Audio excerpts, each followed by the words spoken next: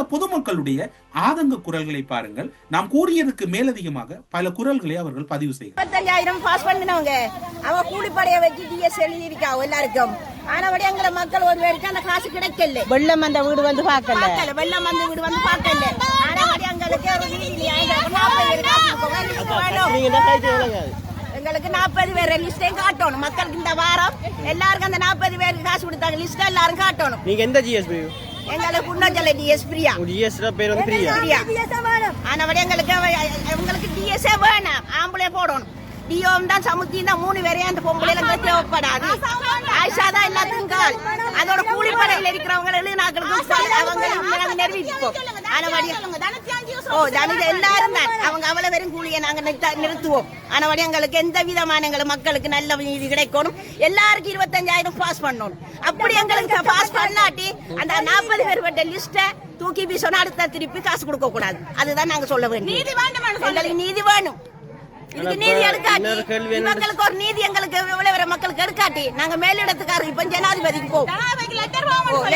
ஆனா ஜனாதிபதி என்ன சொல்லிருக்கேன்னு சொன்னா வீட்டுக்குள்ள தண்ணி பூந்தாக்களுக்கு மட்டும் 25,000 சொல்லிருக்காரு. தண்ணி பூந்து இருக்கு. அப்ப ஜிஎஸ் விட்டு பாக்கல. எங்களுக்கு ஒரு நீதி கிடைக்கணும். அப்படி நீதி எடுக்காட்டி அரசாங்க அதிபர் ஒருவருக்கு எங்களுக்கு நீதி எடுக்காட்டி நாங்க ஜனாதிபதிக்கு இந்த போராட்டத்தை அனுப்புவோம். எங்களுக்கு டிஎஸ்சியோட வேணாம். எங்களுக்கு ஒத்தரும் தேவைப்படாது. ஆம்பளை நிரூபிக்கணும் புண்ணச்சோலைக்கு. அதுதான் எங்களுக்கு இன்னும் ஒரு விடயம் அவர்களுடைய குற்றச்சாட்டில் உள்ளடங்குகிறது. புன்னச்சோலை பகுதியிலே 40 பேருக்கு பாதிப்பு என்று பணங்கள் வழங்கப்பட்டிருக்கணும். ஆனால் அதனை வெளிப்படையாக காட்டவில்லை. யாழ் மாவட்டத்திலும் இவ்வாறான ஒரு குளறுபடி இடம்பெற்ற போது கஜேந்திரகுமாருடைய கடுமையான விமர்சனத்தை அடுத்து அந்த பெயர் பட்டியல் காட்சிப்படுத்தப்பட்டது.